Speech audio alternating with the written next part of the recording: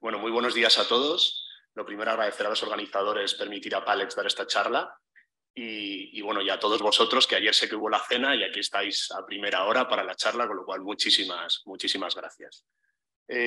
Como bien ha indicado el doctor Luis Alfaro, vamos a hablar de la búsqueda de la digitalización completa en anatomía patológica, es decir, cómo incluir el flujo diagnóstico de la fluorescencia y también daré unas pinceladas de la citología, sobre cómo incluir en el flujo diagnóstico la citología. Lo primero de todo, quiero indicar unas pequeñas ventajas de incorporar la fluorescencia en el mundo del diagnóstico, ¿no? Aparte de todas las ventajas propias intrínsecas de la digitalización, me gustaría destacar tres más.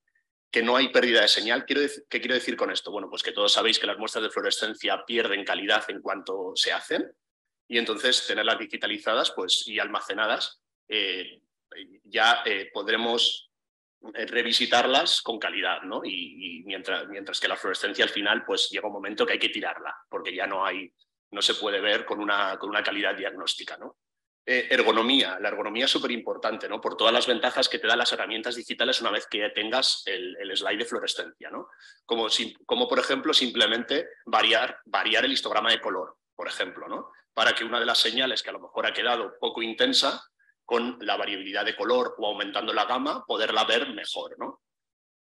Y luego tenemos la posibilidad de hacer algoritmos de inteligencia artificial en FIS, que hay varias marcas ya implementadas, porque al final la cuantificación de FIS muchas veces pues, es costosa, requiere mucho tiempo, y si tenemos un algoritmo de inteligencia artificial que puede ya darnos una primera aproximación y una primera clasificación, nos ayuda mucho en el diagnóstico rutinario, ¿no? De la fluorescencia.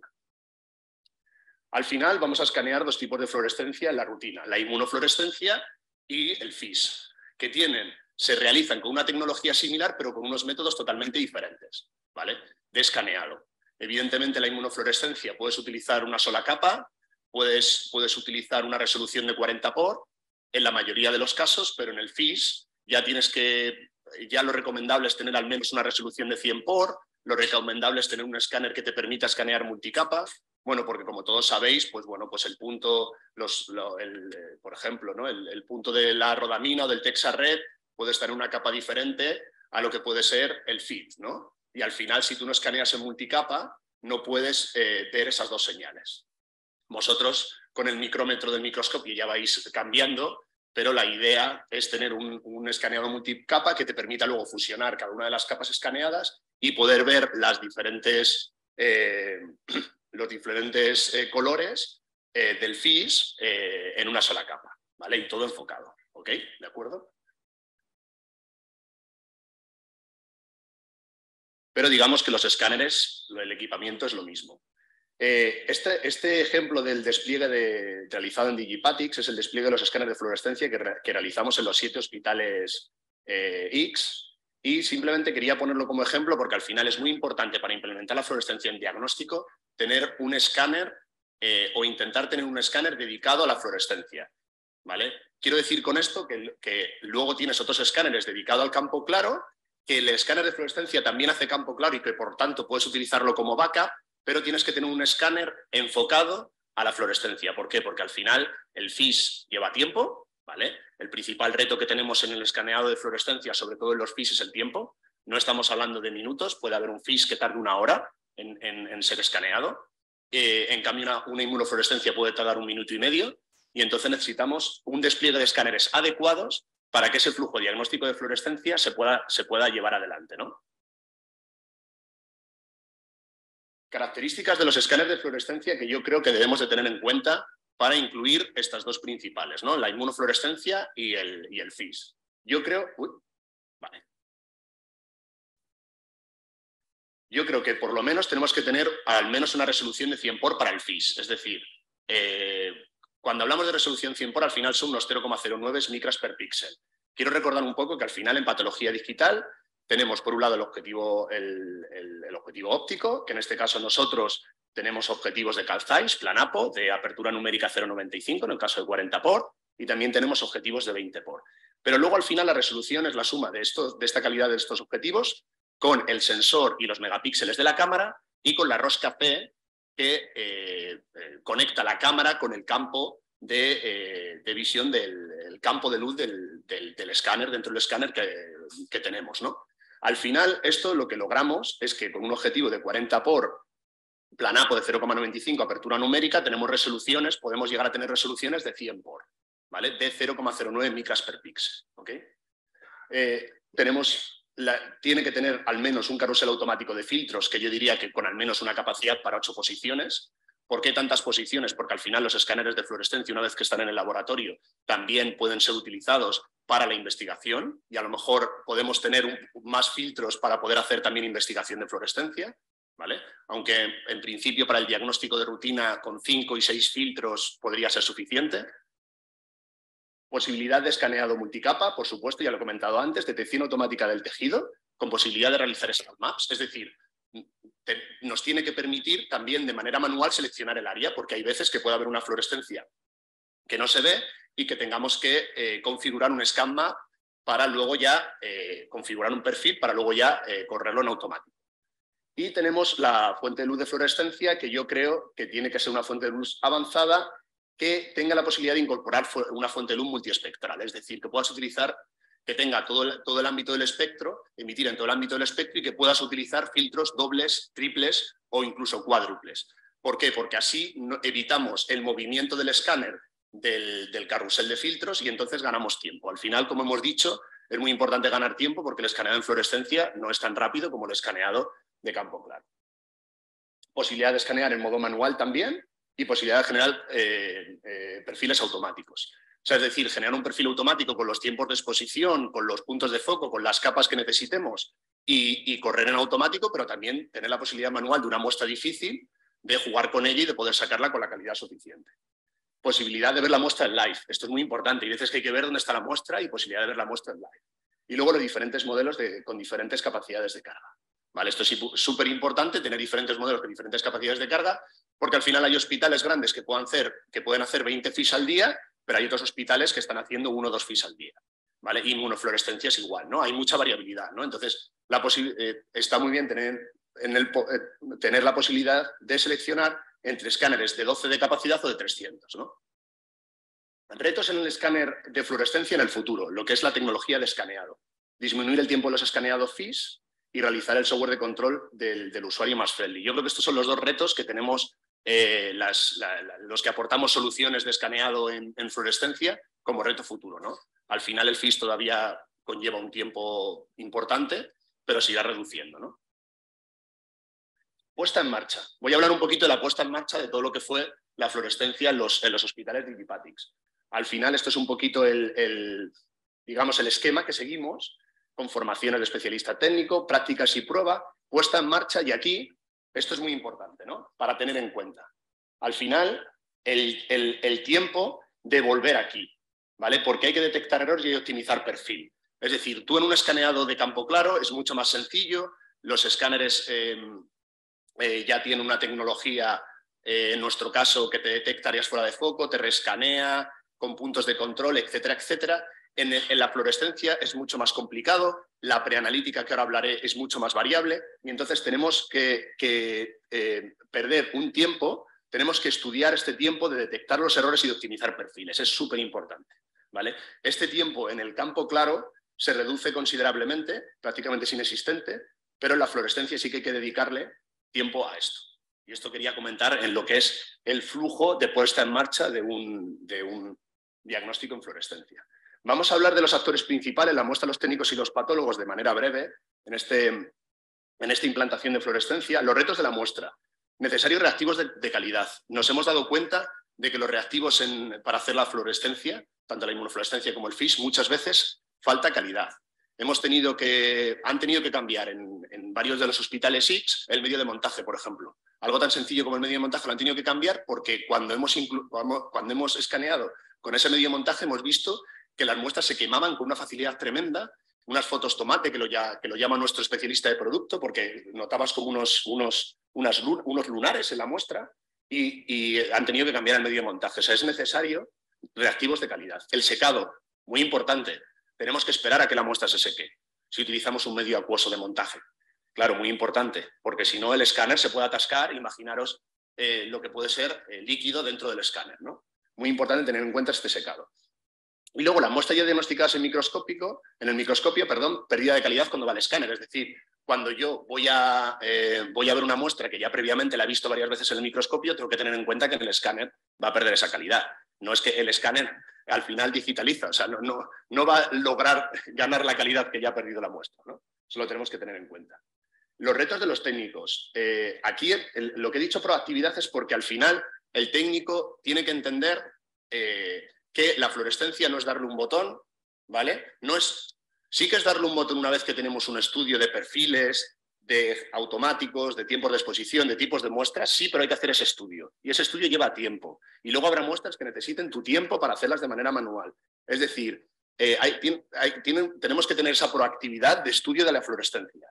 No es tan automático, digamos, como escanear campo claro. Y eso los técnicos de anatomía tienen que tenerlo en la mente, ¿no? El análisis posescaneado. Tienen que ser capaces de analizar las muestras que una vez que se hayan escaneado para detectar cómo mejorarlas, ¿vale? Y ellos tienen que ser capaces de saber, oye, pues mira, esta muestra lo que ha pasado es que los tiempos de exposición han sido demasiado altos, o lo que ha pasado es que le tengo que dar mayores capas tengo que configurar mayores capas de escaneado, ¿vale? Todo eso es súper importante. Personal especializado en digitalización de fluorescencia. Nosotros aquí, por nuestra experiencia, recomendamos que, al igual que el campo claro, al final es meter un cestillo y lo puedo hacer todos los técnicos de laboratorio, sí que recomendamos a los supervisores y a los jefes de servicio que designen a unas personas para el escaneado de fluorescencia. Si tienen que ser 2, 3, dependiendo de los turnos, pero que designen unas personas y que esas personas sean las encargadas de la fluorescencia. En nuestra opinión, para que el flujo de trabajo sea lo más óptimo y eficaz posible, ¿no? Después de esta implantación en los 7 hospitales de Digipatix. Y luego la buena coordinación de técnico-patólogo es súper importante. Respecto a los patólogos, lo mismo, buena coordinación con el técnico patólogo. Aquí lo que me refiero es que haya información, flujo de información. Oye, mira, pues estas muestras están saliendo hoy las inmunofluorescencias todas quemadas. ¿Qué puede pasar? Por favor, revisa el perfil, ¿vale? O sea, toda esa información. El análisis posescaneado, lo mismo, ¿no? Que vosotros pues analicéis y le transmitáis al técnico que está escaneando la fluorescencia, tanto el FIS como el IFD, para que puedan mejorar esos resultados, ¿no? Y luego, esto es muy importante, la familiarización con el uso de la herramienta de configuración de color. Súper importante que vosotros, los patólogos, se os formen en todo lo que podemos realizar como ayuda para el diagnóstico de la fluorescencia relacionado con las posibilidades de cambiar el color. Cambiar el brillo, cambiar el gamma, ¿vale? Todo eso va a ayudar mucho en el diagnóstico rutinario o incluso quitar 2 filtros, ¿no? Antes en un FIS, pues tú estás viendo al microscopio, aquí es mucho más intuitivo quitar el Texa-Red y el FIT para ver solo el DAPI, para ver solo las células, ¿vale?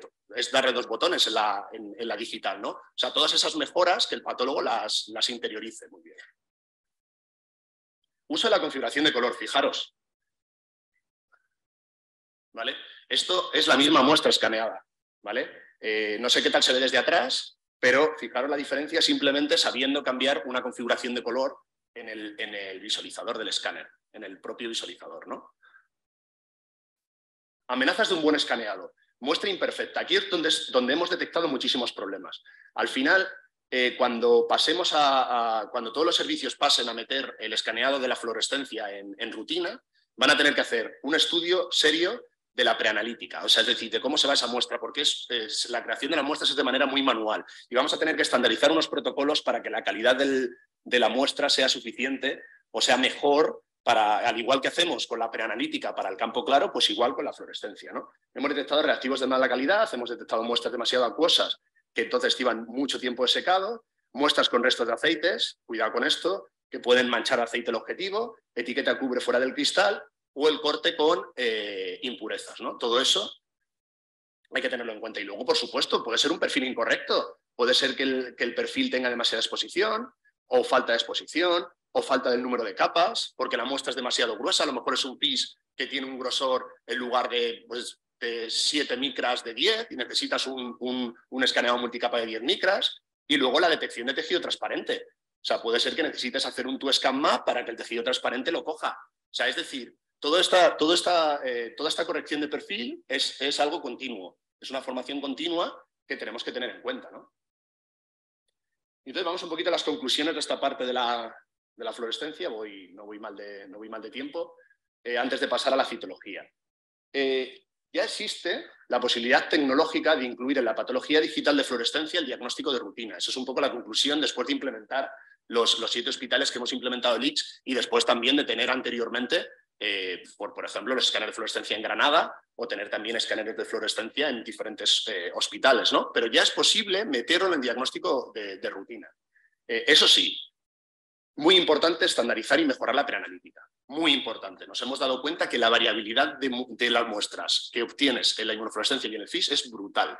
Entre hospitales que al final, punteros y que a lo mejor están realizando las muestras de manera totalmente diferente, con reactivos totalmente diferentes. Vallebrón, Belviche. O sea, hay que estandarizar esos protocolos. ¿Vale? Vallebrón, Belviche hablo por toda la implantación de Digipatic, pero estoy seguro de que hay mucha diferenciación aquí en este sentido. La coordinación de técnico-patólogo aún más necesaria que la digitalización de rutina de campo claro. O sea, siempre es necesaria la digitalización, por supuesto, pero aquí todavía es más clave para que podamos incorporar este flujo para que podamos incorporar esta muestra de fluorescencia en el flujo de diagnóstico rutinario. Y luego, tiempo de adaptación y formación del usuario al escáner. Es mucho más alto, obviamente. O sea, el escanear de fluorescencia es más complicado, el tiempo de adaptación tecnológicamente es más complicado, el tiempo de adaptación y la formación del usuario al escáner es mayor, ¿vale? Entonces hay que tener una paciencia y una formación continuada, que es mucho más rápido la curva del cambio, la famosa curva del cambio que nos da tanto miedo, pues es mucho más rápida la curva del cambio en el campo claro que en la fluorescencia. Y tenemos que tener esa paciencia y tenemos que tener esa organización para poderlo ir implementando. Y ahora voy a hablar un poquito de la citología. Voy a ser breve, son 4 o 5 diapositivas. Perdonad que como veis se me ha cortado, quería decir en el futuro, he tachado futuro, porque sí que considero que ya es presente poder incluir la citología en el diagnóstico rutinario. Al final, esta tecnología que hemos hablado, que te ayuda a escanear fluorescencia, es decir, que tener una resolución de 0,09 micras, de 80 por, tener un escaneado multicapa, ¿vale? Que puedes hacer hasta, creo que son 30 capas cada 0,2 micras. Toda esta tecnología que hemos hablado, la rapidez, poder escanear en 30 segundos un slide, ¿no? Un escáner de alta capacidad que puede tener hasta 1000 muestras en nuestro caso, 1000 cristales. Todo esto nos hace ver que podemos incorporar en el flujo de diagnóstico la citología. Además, voy a dar unos datos. La citología líquida, aquí tenéis una muestra. La citología líquida, ya hay gente que la está implementando. El doctor Filippo de Sicilia ha implementado todo lo que es la citología líquida ginecológica y está escaneándolo con una media de 2 minutos por cristal, ¿vale? Que en una citología, además él lo escanea 80 por en una sola capa, él escanea la citología líquida en una sola capa, es realmente hace que sea posible, ¿vale? Siempre y cuando tengas el almacenamiento adecuado y por supuesto, el despliegue de escáneres adecuado, poder meter la citología. Al final, lo que pasa es que, por supuesto, tenemos que hacer mucho hincapié en el despliegue de escáneres. La citología necesitará su propio escáner, ¿vale? Su propio escáner dependiendo del número de escáneres que hay en el laboratorio. Lo que no se puede es, yo hago mi estudio para poner escáneres para la rutina de patología digital y luego quiero en esos mismos escáneres meter la citología. Entonces, ahí es donde nos falla, ¿vale? Pero si hacemos un buen despliegue de escáneres, podemos incluir la citología, ¿vale?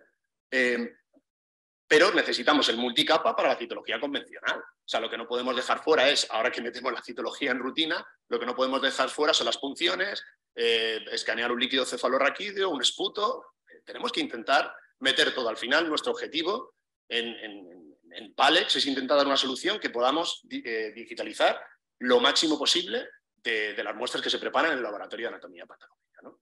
Aquí veis de esta muestra, es una muestra escaneada 80 por, resolución 0,09, pero de una sola capa, y he puesto varios ejemplos, ¿vale?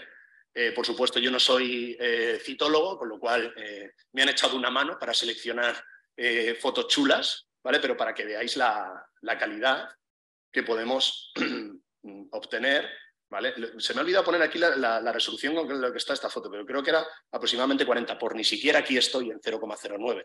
No estoy en el 1,1, digamos, ¿vale? Y esto sí que, perdonad que se me ha vuelto a cortar, y esto lo quería poner, no sé cómo se verá de detrás, que es el ejemplo de lo que es un escaneado single layer y un escaneado multicapa, ¿vale? Es decir, aquí es como lo veis en un microscopio, con vuestro micrómetro vais subiendo y bajando, y aquí lo que hace es enfocar cada una de las capas, poner en una sola capa cada uno de las áreas enfocadas de la preparación, ¿vale? Y entonces tenemos una preparación totalmente enfocada. Esto es súper importante, muy importante para la citología. Y luego quería hacer una pequeña conclusión justo de tiempo sobre la citología. La primera, esto, que vuelvo a repetir, que ya existen escáneres de alta capacidad y velocidad para escanear citologías líquidas, con resoluciones en 80 por en tiempo de 2 minutos y 2 minutos y medio, y la posibilidad extra de utilizar tecnología multicapa para incluir lo que no sea citología líquida, ¿no? Y luego también quería hablar de la necesidad, de una vez que tengamos digitalizado las muestras, de posibilidad de correr algoritmos de screening, ¿no? Algoritmos de screening citológicos que, oye, pues lo ideal sería que pues, se pudiesen hacer offline, ¿no? A lo mejor también, como ha comentado el técnico de la UPC, el matemático de la UPC, oye, pues se pueden hacer offline, es decir, que por la noche correr ese screening y ya al día siguiente que los citólogos tengan el screening realizado, pues todavía mejor que mejor, ¿no? Ya existen herramientas, esta es una herramienta de Cell Solutions, ¿vale? Que son unos americanos que ya tienen herramientas muy potentes de screening citológico de inteligencia artificial. Y luego la necesidad de que esté integrado en el mismo sistema que el resto de la patología digital. O sea, intentemos que esté en el mismo visualizador, por supuesto metido en el LIS. O sea, no hagamos independencias, metamos todo junto. No hagamos un bloque de citología y que los citólogos estén por allí, ¿no? Quiero decir, metamos todo en el LIS, que desde el LIS pueda salir una citología, etcétera, etcétera, ¿no? Creo que es súper importante, que además esto lo comentaba el doctor Aneiros y estoy totalmente de acuerdo, que tenemos que tener absolutamente todo integrado y que si no está integrado, entiendo perfectamente que digáis, oye, pues no me interesa. Claro, es que hoy en día es lo razonable. Y nada más, muchísimas gracias y cualquier pregunta, gracias a todos.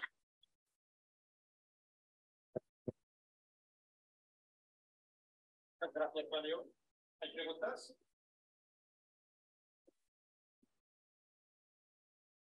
Adelante.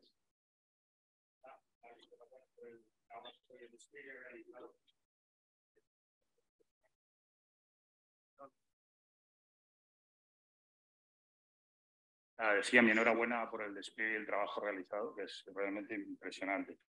Cuando hablabas del tema del color, yo tenía dos preguntas. Cuando hablabas del tema del color y de las diferencias entre los escáneres de campo claro y de inmuno, yo quería saber si 3D ISTEC usa el mismo tipo de IPC profile, si tenéis configurados los escáneres con el mismo perfil o usáis perfiles distintos. Muy buena pregunta. Sí, utiliza hasta 5 perfiles de color diferentes.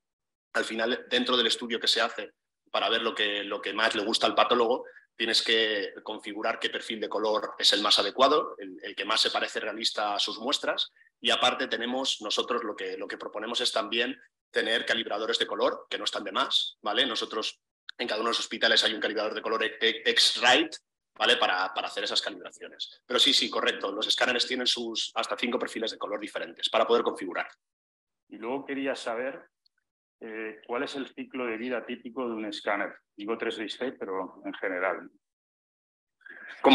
Al final, como un equipo, hasta ahora, como puede ser un equipo de histología preanalítica, con un procesador o un microtomo, ¿no? Estamos hablando entre 7 y 10 años. Lo mínimo que te obliga la legislación, cuidado, es que aquí la legislación ya te obliga a que el equipo tiene que estar al menos 7 años. La legislación europea dice que en 7 años tú tienes que dar piezas, servicio, como mínimo. Y lo que hace España es en los concursos poner 10 años. O sea, es decir, no, perdona, tú me tienes que dar servicio, tanto de mantenimiento como de piezas y demás, 10 años, con lo cual al final nos obliga la propia legislación a al menos cumplir 10 años de vida útil del escáner. Para que tengáis una idea, que yo manejo uno de los escáneres ahora de Palex, mi escáner, el primero que usé, sigue en funcionamiento después de 14 años. Y prácticamente el número de averías ha sido absolutamente mínimo. Últimamente una avería mínima que se ha resuelto, pero rápidamente. O sea que Los escáneres tienen una vida larga, una vida larga. Perdón, Mari, yo no tengo experiencia en escaneo en fluorescencia. Cuando estás usando objetivos de 100, ¿son objetivos secos? ¿Se usa aceite o...? Sí, son objetivos secos porque al final el objetivo óptico es de 40 por, pero al final logras el 100 por óptico con la suma de la cámara y la suma de la rosca C, que también es muy importante, que se olvida siempre comentarlo. Claro, si la rosca C lo ponemos más pequeñita, ponemos una rosca de 1,6 por más una buena cámara con sensores, ese objetivo de 40 por, podemos llegar hasta 100 o 110 por. Esa es un poquito la clave. También en uno de nuestros escáneres en el PMI tenemos la posibilidad de también hacer objetivos de inmersión. Y por supuesto, no lo he dicho, pero la fluorescencia, tanto la fluorescencia como la citología como todo, es DICOM, formato DICOM. Ya tenemos la posibilidad de generar formato DICOM en todo lo que creamos. Marcial. No sé si lo has comentado porque quizá me lo he perdido, pero yo sí que he estado escaneando con vuestra solución de fluorescencia y ha ido muy bien. El único aspecto que no he conseguido así optimizar es la detección del tejido. Entonces, si pudierais darnos recomendaciones para mejorar esa parte. Es uno de los retos futuros que tienen los escáneres de fluorescencia, mejorar la detección de tejido. Yo siempre lo que recomiendo es hacer scan maps y meterlo en el perfil automático. Es decir, seleccionar zonas, ¿vale? Que al final sabemos que toda la muestra va a estar ahí y generarlo en el perfil para que siempre esas zonas se escaneen directamente. Si hemos detectado que no está siendo capaz de detectar el tejido. Es mi recomendación. Al meterlo en el perfil lo podemos hacer de manera automática sin perder tanto tiempo. Claro, haciendo el círculo y demás. Claro, yo creo que el scan map puede ser un poquito más rápido de hacer que realizar el círculo.